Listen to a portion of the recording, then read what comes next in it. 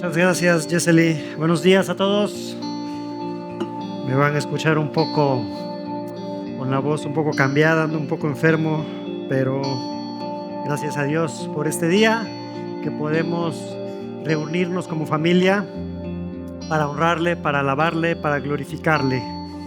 Mi nombre es, ya prácticamente todos son de casa, dijeron que solamente unos 2 por ahí vienen por primera vez.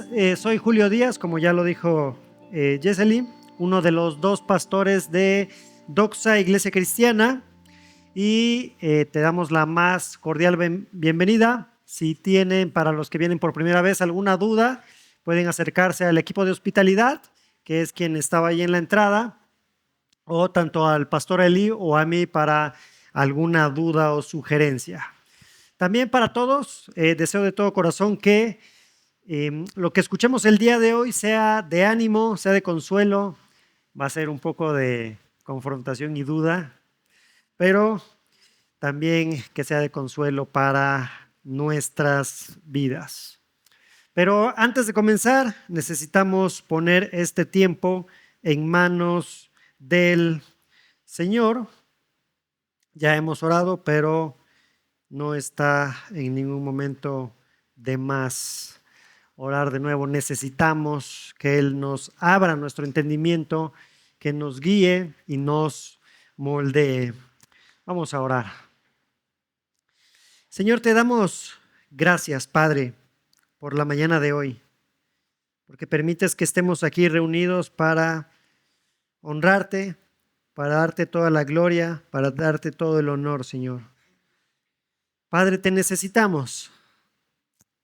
Te necesitamos para que abras nuestro entendimiento, transformes nuestro corazón y que podamos escuchar tu palabra, para que si hay algo que tenemos que hacer en el poder del Espíritu, pues lo hagamos, Señor, para agradarte. Y Padre, te necesito. Ayúdame para mostrar lo que tu palabra, lo que tú ya dejaste en tu palabra, Señor. Que no le agregue ni le quite nada. Y Señor, haznos sensibles a ella. Gracias, Padre. En Cristo Jesús. Amén. Recuerden que nos encontramos en nuestra serie de Doctrinas de la Gracia, también conocido como específicamente el TULIP. Estamos viendo estos puntos y te recuerdo que es importante que esta pequeña serie que hicimos la vayas viendo de manera ordenada. Es decir, si es tu primera ocasión aquí y es la primera vez que vas a escuchar sobre este tema, te pediría que volvieras o fueras a las predicaciones anteriores para que quedaran algunas cosas claras, porque básicamente estamos poniendo un tabique sobre otro tabique para ir construyendo este conocimiento, estas doctrinas, y si las bases no son muy sólidas, pues después de un tiempo va a empezar a tambalear esto. Entonces, te pido que puedas escuchar las otras predicaciones, ya que el tema que particularmente veremos el día de hoy es de estos 5 puntos, es el más cuestionado, es el más criticado, que de hecho muchos dicen, bueno, yo considero solamente 4 de estos 5 puntos como válidos. Y está bien, no hay problema. Pero si es una de las situaciones, es uno de los puntos más criticados. Y quiero pensar que es por nuestra misma naturaleza humana, esta naturaleza pecaminosa que nos hace reflexionar y pensar y empezar a cuestionar la soberanía de Dios en su actuar. Y ya que la semana pasada el pastor Eli recomendó algunos libros, no me quiero quedar atrás y me gustaría recomendar solo uno, este libro que se titula ¿Qué es la teología reformada? Y dice Entendiendo lo básico, porque básicamente son los fundamentos. Es de este teólogo R.C. Sproul, que tiene muchos libros, pero en este particularmente se analizan las doctrinas de la gracia y estos llamados 5 puntos del calvinismo. ¿Ok? Entonces, para que vayas ahí agregándolo a tu biblioteca personal. Ok, recuerda que este acróstico tulip proviene de la palabra en inglés tulipán, que se empezó a utilizar por ahí a principios del siglo pasado, finales del siglo antepasado, este acróstico. Y fue utilizado para hablar de estas 5 ideas principales respecto a la salvación de Dios. Esta salvación que otorga a los pecadores. ¿Cuáles son estas 5 ideas? Pues tenemos la depravación total, la elección incondicional que vimos la semana pasada, y el día de hoy estaremos viendo la expiación limitada, que hay algunos otros teólogos que lo llaman, por ejemplo, redención particular a esto, a lo mejor ya lo has leído. El cuarto, que es gracia irresistible, y el quinto, perseverancia de los santos. Tenemos estos 5 puntos. Ahora, para el día de hoy, y como se ha venido haciendo, hemos mostrado una definición de algún autor para esta doctrina que básicamente resume la doctrina. Y el día de hoy, que es expiación limitada, tenemos la siguiente definición, que dice lo siguiente. Acompáñame, va a estar en la pantalla en unos momentos, pero si no, vamos a leerlo lentamente y la volvemos a repetir, así que no se preocupen. Dice así, mucha atención: la expiación de Cristo es suficiente para todos los seres humanos y efectiva para los que confían en Él. No está limitada en su valor o suficiencia para salvar a todos los que creen, pero la completa efectividad salvadora de la expiación que Jesús logró está limitada a aquellos para los cuales se preparó ese efecto salvador. La suficiencia total de la expiación está disponible para toda la gente. Lo voy a repetir. La expiación de Cristo es suficiente para todos los seres humanos y efectiva para los que confían en Él. No está limitada en su valor o suficiencia para salvar a todos los que creen, pero la completa efectividad salvadora de la expiación que Jesús logró está limitada a aquellos para los cuales se preparó ese efecto salvador. La suficiencia total de la expiación está disponible para toda la gente.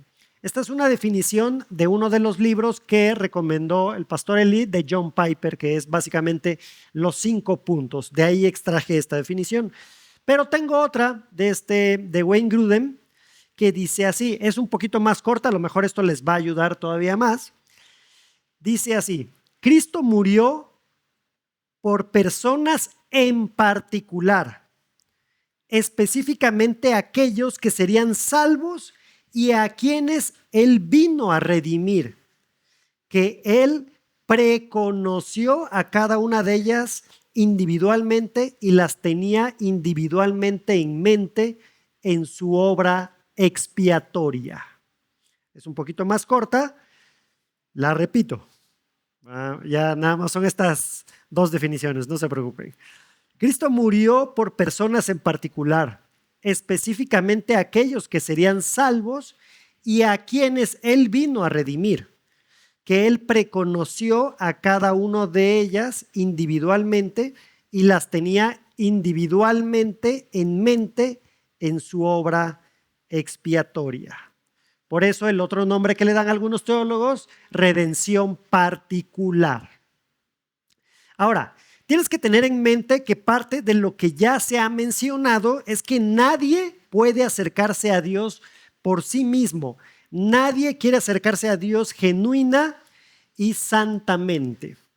Y si intentamos buscar a Dios antes de nuestra salvación, fue porque necesitábamos algo de Él.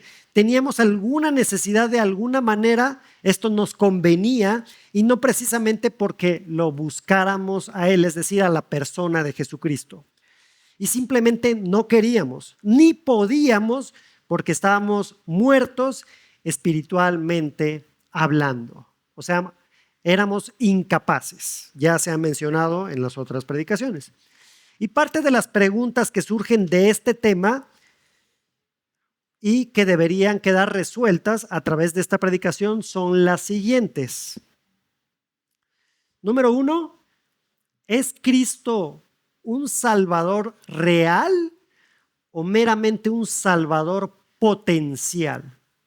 La repito, ¿es Cristo un Salvador real o meramente un Salvador potencial? ¿Cristo murió para expiar los pecados de cada individuo o para expiar los pecados solamente de los elegidos? ¿Cuál fue la intención de Cristo al morir en la cruz del Calvario? ¿Fue para hacer posible que cualquiera pudiera salvarse? Estas son algunas de las preguntas que deberían de ser respondidas a través de esta predicación. Y seguramente tú ya en tu mente ya respondiste algunas.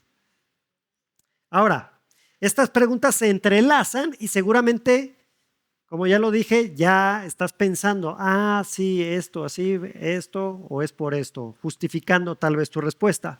Vayamos a nuestro pasaje más o menos base, porque vamos a citar algunos otros pasajes, vamos a estar viendo varios versículos, así que si puedes anotarlos sería lo ideal. Vayamos a Juan capítulo 10, versículos 1 al 17.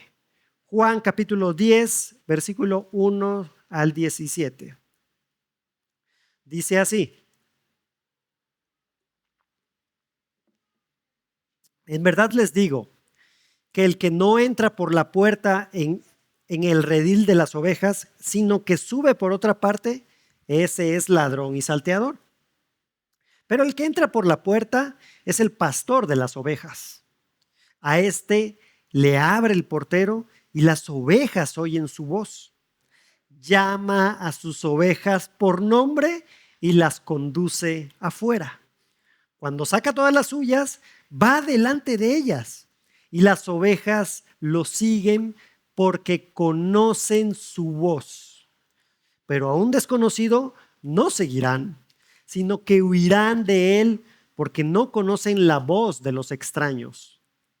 Jesús les habló por medio de esta comparación, pero ellos no entendieron qué era lo que les decía. Entonces Jesús les dijo de nuevo: en verdad les digo, yo soy la puerta de las ovejas.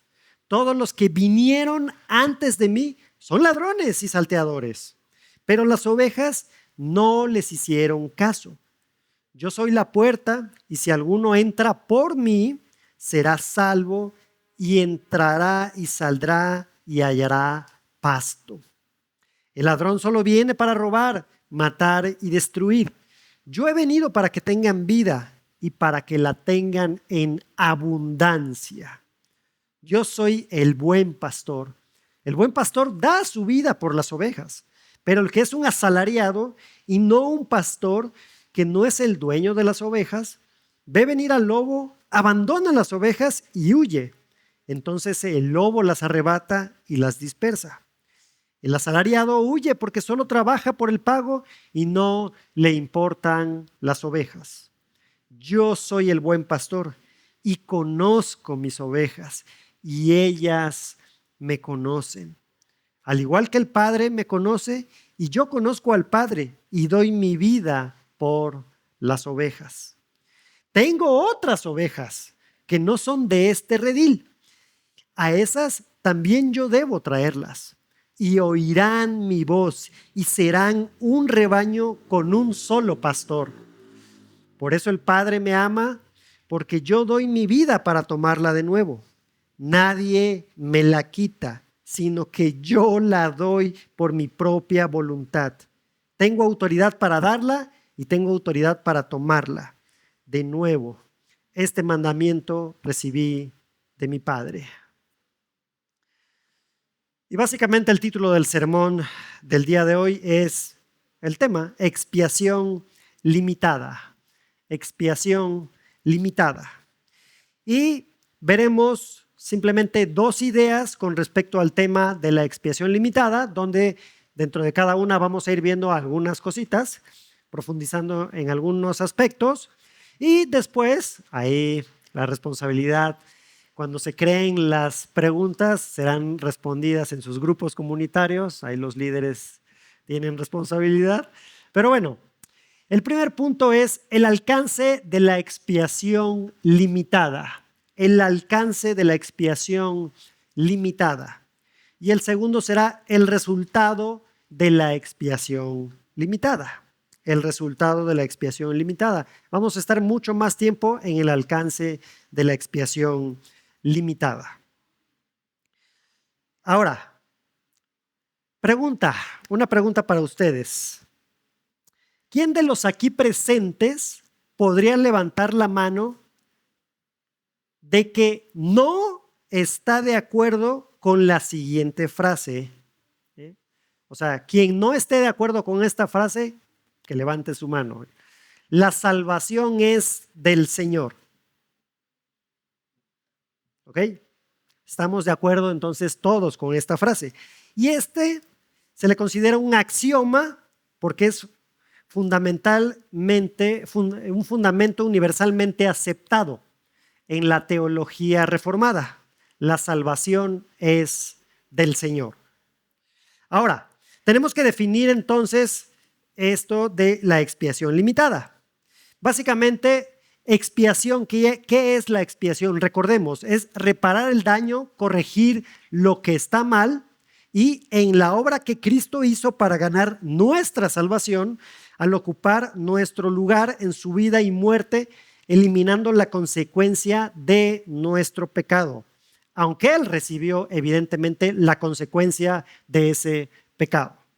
Por lo tanto, la muerte de Cristo fue necesaria para satisfacer la justicia de Dios al justificar al impío por la fe. ¿Por qué esto es así? Porque sería injusto simplemente exonerar a los pecadores como si su pecado fuera insignificante, es decir, un borrón y cuenta nueva. No puede ser así. Cuando de hecho el pecado es una ofensa contra el valor de la gloria de Dios. Simplemente no lo podía desaparecer. Ahora, veamos entonces este primer punto, el alcance de la expiación limitada. Fíjense cómo en los versículos 7, 9, 14 y 15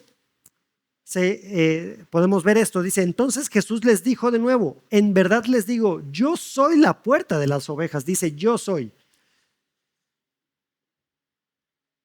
Yo soy la puerta. Si alguno entra por mí, será salvo, y entrará y saldrá y hallará pasto. Versículo 14 y 15. Yo soy el buen pastor y conozco mis ovejas, y ellas me conocen, al igual que el Padre me conoce, y yo conozco al Padre y doy mi vida por las ovejas. Todos estamos de acuerdo con estos versículos donde habla que Jesús es el buen pastor y da su vida por sus ovejas. Pero además, Él es la puerta por la que hay que pasar para llevarnos al Padre.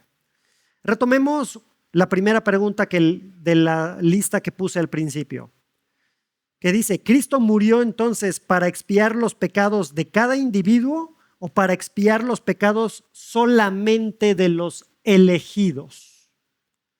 Esto, al hacer esta pregunta, implica un problema. Porque si tú defines la naturaleza de la expiación, de que murió por todos, es decir, por toda la gente, de la misma manera, entonces esto nos llevaría a creer que la muerte de Cristo no aseguró de manera decisiva la salvación de nadie. Solo lo hizo a todos potencialmente salvables.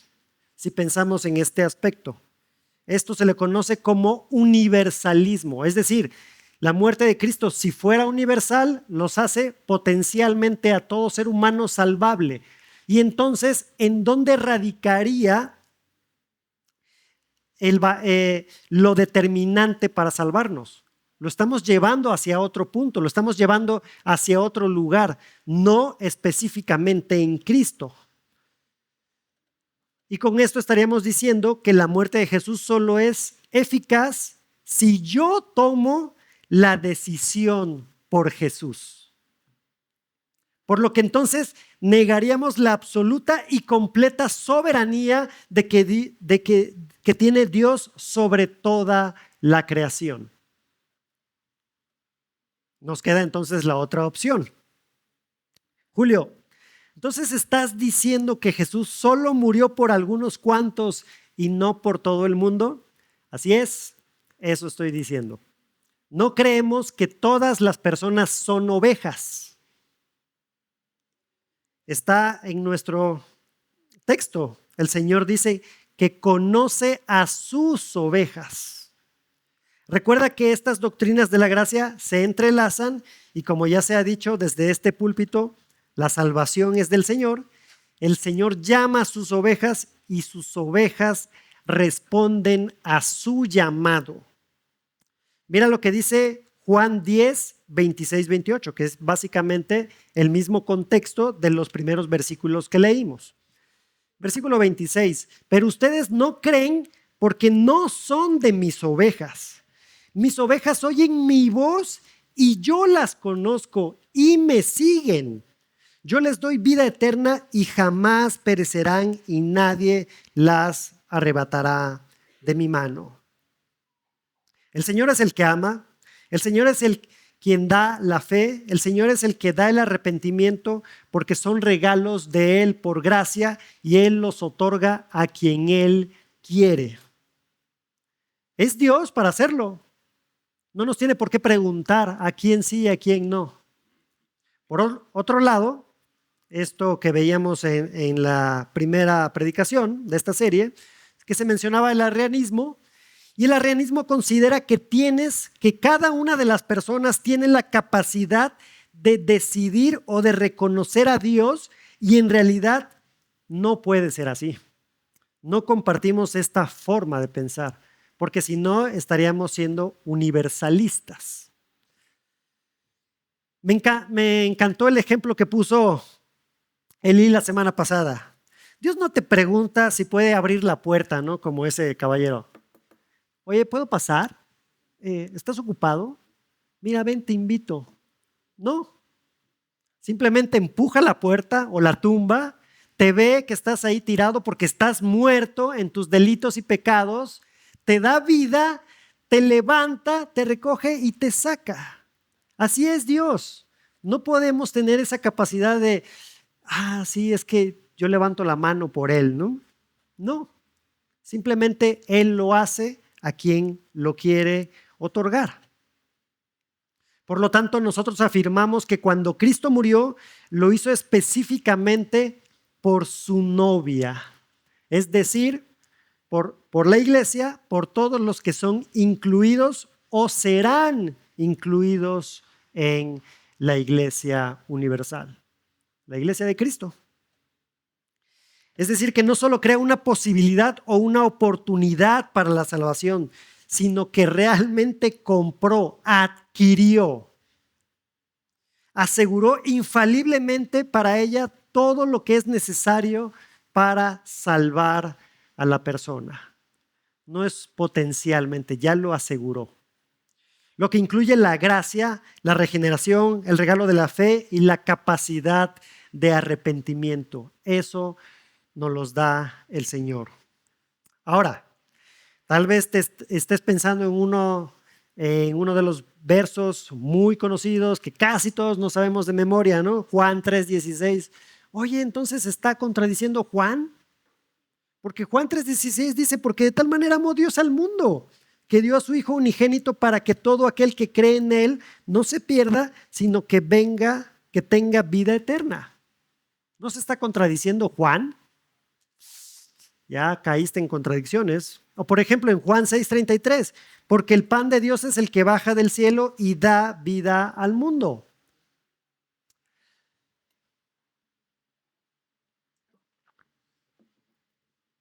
Básicamente esto lo podemos entender en el sentido de traer vida redentora al mundo, pero sin querer decir que cada persona en el mundo tendrá vida redimida. Se trata de que todo pecador que habita en el mundo tiene que creer en él, y en el contexto más general del evangelio serán los que Dios ha predestinado, donde el mundo es un paralelismo con los hijos de Dios que están dispersos en todo el mundo. Algo que en lo que sí coincidimos, en lo que podremos estar de entrada muy de acuerdo, es que no todo el mundo será salvo. No todo el mundo será salvo. Se le debe de extender a toda persona el evangelio, es decir, predicarlo. O sea, no estamos para cuestionar, ay, bueno, él sí será elegido, ella no será elegida. No, tenemos la obligación de predicar el evangelio. Todos están de acuerdo en que la muerte de Cristo en sí misma, debido a que Él es el Hijo infinito de Dios, tiene por lo tanto mérito infinito. Y es suficiente para pagar el castigo de los pecados de muchos o pocos, según el Padre y el Hijo lo decreten, según ellos decidan. La cuestión aquí no es acerca de los méritos intrínsecos de la capacidad o potencialidad de la muerte de Cristo en la cruz, sino más bien del número de personas para quienes el Padre y el Hijo pensaron, es decir, predestinación, que la muerte de Cristo es el pago suficiente y perfecto para redimir los pecados. Ahora, en el contexto en el que estamos, Juan 10 dice, básicamente hemos visto que las ovejas creen en Él porque son suyos, porque son sus ovejas, porque le pertenecen. No es diferente, no es porque escucharon su voz y decidieron seguirle. Es porque le pertenecen, porque desde antes de la fundación del mundo, el Hijo y el Padre así lo decidieron, que algunos fueran para salvación y que otros fueran para perdición. Mira lo que dice el versículo 16. Tengo otras ovejas que no son de este redil. A esas también yo debo traerlas y oirán mi voz y serán un rebaño con un solo pastor. ¿Y a quién se está refiriendo? A los gentiles, a los no judíos. Porque ahí está hablando Jesús, en Juan 10 está hablando con los judíos y lo están cuestionando. Y yo tengo otras y también van a escuchar mi voz. Y por ahí algunos no escuchaban su voz. Más adelante termina de leer el capítulo en tu casa y vas a ver cómo les dices, ustedes no creen porque no son de mis ovejas. O sea, que ya le pertenecen desde los inicios de los tiempos. Efesios 1:4 al 6. Porque Dios nos escogió en Cristo antes de la fundación del mundo, para que fuéramos santos y sin mancha delante de Él en amor. Nos predestinó para adopción como hijos, para así mediante Jesucristo, conforme a la buena intención de su voluntad, para alabanza de la gloria de su gracia que gratuitamente ha impartido sobre nosotros en el amado. No es que nosotros estábamos muertos o éramos zombies, por de alguna manera decirlo, que podíamos escuchar la voz del Señor. No, aquí lo dice. Nos predestinó para adopción como hijos para sí mediante Jesucristo, conforme a la buena intención de su voluntad. Dios no hace acepción de personas. No es que haya visto algo bueno en algunos y algo feo en otros. No, aquí dice su voluntad, su buena intención. No sabemos la razón detrás de eso, no lo vamos a saber y no sé si lo vayamos a saber cuando estemos con el Señor. Pero no nos cuestionemos eso. Simplemente disfrutemos y obedezcamos esa gracia que el Señor ya te ha otorgado, que ya me ha otorgado. Lo dice, fíjense ahí en Hechos 18, 9 al 10. Está el apóstol Pablo en Corinto. Por medio de una visión durante la noche, el Señor dijo a Pablo: no temas, sigue hablando y no calles, porque yo estoy contigo y nadie te atacará para hacerte daño, porque yo tengo mucha gente en esa ciudad. Yo tengo mucha gente. Esos a los que ya había escogido el Señor. Pablo no le dice, ay, y dirígeme específicamente con los que ya tienes, ¿no? No, tú predica, no tengas miedo. Ahora fíjate cómo este versículo 16, en el que estamos, de Juan 10, tiene otras ovejas. Recuerda que Jesús está hablando con los judíos y ellos tenían esta confusión de que eran su pueblo exclusivo. Ya dijimos que nosotros somos esas otras ovejas. Y fíjate cómo dice: yo debo traerlas y oirán mi voz. Y es importante ver que esta palabra traer, de donde se origina la palabra en griego, también se origina otra palabra que es compeler. Compeler. Y básicamente compeler es obligar a alguien con fuerza o por autoridad a que haga algo, a que haga lo que no quiere. Y es lo que hemos venido diciendo. El Señor nos atrae a Él porque no lo buscábamos. ¿Y a quién trae? A sus ovejas que escuchan su voz. Y a algunos teólogos no les gusta tanto este término de expiación limitada, por esta parte de limitada, porque se pensaría, bueno, no tiene la capacidad, sino más bien redención particular o expiación definitiva también se le conoce. Porque tendemos a cuestionar el límite o esa capacidad que tiene su expiación. Y no limitamos el valor o la eficacia en algún sentido, sino porque es la sangre de Jesucristo fue derramada con el propósito particular de salvar de forma efectiva y real a todos aquellos por quienes murió.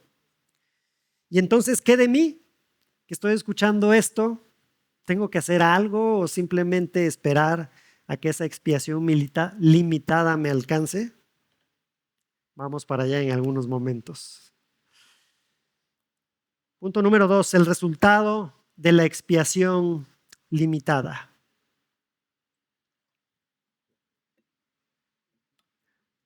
Primeramente, si te consideras creyente, es porque estás escuchando la voz del Señor y tendrías que estarlo siguiendo.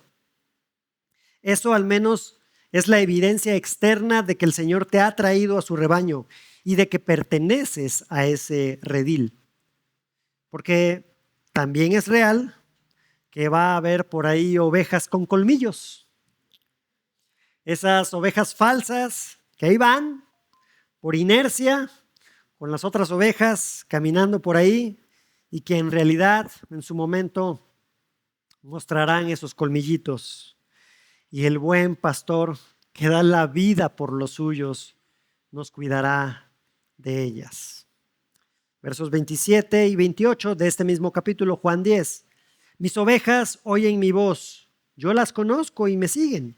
Yo les doy vida eterna y jamás perecerán, y nadie las arrebatará de mi mano. Mi Padre que me las dio es mayor que todos, y nadie las puede arrebatar de la mano del Padre. Así que estamos bajo el cuidado del buen pastor. Tenemos esa seguridad absoluta, porque Cristo realmente ama a cada una de sus ovejas, haciendo la voluntad del Padre también. Juan 6, 37 al 39. Todo lo que el Padre me da, vendrá a mí, y el que viene a mí, de ningún modo lo echaré fuera. porque he descendido del cielo, no para hacer mi voluntad, sino la voluntad del que me envió. Y esta es la voluntad del que me envió, que de todo lo que Él me ha dado, yo no pierda nada, sino que lo resucite en el día final. ¿Cómo te sientes al escuchar este versículo? Deberías sentirte en paz, seguro, porque todo lo que el Padre me da vendrá a mí, y al que viene a mí, de ningún modo lo echaré fuera. No te rechaza. Porque Cristo ha expiado nuestro pecado para con el Padre, porque tenía que ser de esa manera. La deuda como consecuencia del pecado se tenía que pagar. No fue un borrón y cuenta nueva, se pagó a precio de sangre. Por lo que debe de quedarnos claro que no tenemos ningún don suficientemente valioso, ni obra suficientemente justa, es decir, depravación total, como para expiar nuestros propios pecados. Es decir, que éramos deudores que no podíamos pagar nuestra deuda. Así que si tú estás escuchando al pastor, al buen pastor, y le estás siguiendo, es porque Dios perdonó tu condición de iniquidad, quitó tu corazón de piedra y te dio un corazón blando de carne, que permite poder ahora escuchar al pastor, que permite poder temerle, amar a Dios y llevar a cabo lo que te está pidiendo.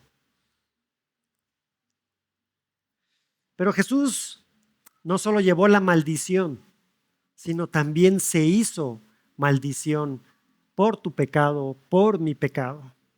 Por lo que la expiación implica también un aspecto de sustitución. Es decir, la cruz era tu lugar, era mi lugar, y el Señor nos hace un lado y toma ese sitio. Así que se ha reparado el daño de nuestro pecado, nos ha dado una nueva identidad. No nos acostumbremos a nuestra salvación. Y ahora, si tú no eres creyente y estás aquí pensando y concluyendo, entonces Dios es injusto, Dios es cruel, Dios tiene a sus preferidos. No, no estamos hablando de eso. Te invitaría a que reflexionaras en las dos primeras predicaciones del Tulip. Y en segundo lugar, te diría que no te excuses, porque realmente necesitas arrepentirte de tus pecados. La palabra del Señor dice que la paga del pecado es muerte, y se refiere evidentemente a una muerte espiritual, y no sobrepienses las cosas. La oferta del Evangelio está aquí y ahora. Arrepiéntete de tus pecados. Confía en que Cristo murió y resucitó real y efectivamente para redimir tus pecados. No esperes para otro día. Reflexiona en esto hoy. Y para cerrar, tenemos que evidentemente seguir predicando el Evangelio, a pesar de que creemos de que Jesús solo murió por los suyos, por los que le dio el Padre. Debemos de seguir dando la oferta gratuita del Evangelio para todos y sin excepción, ya que Cristo murió para proveer una oferta de perdón para todos, una oferta que es absolutamente confiable y válida, de tal manera que todo aquel que confía en Cristo, sin excepción, será salvo. ¿Quiénes van a responder al Señor? Es algo que permanece oculto a nosotros. Pero lo que es sumamente claro es ir y hacer discípulos. Termino recordando la definición.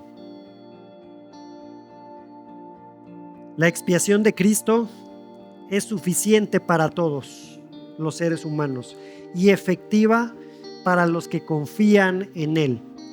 No está limitada en su valor o suficiencia para salvar a todos los que creen, pero la completa efectividad salvadora de la expiación que Jesús logró está limitada a aquellos para los cuales se preparó ese efecto salvador. La suficiencia total de la expiación está disponible para toda la gente. Ponte de pie y vamos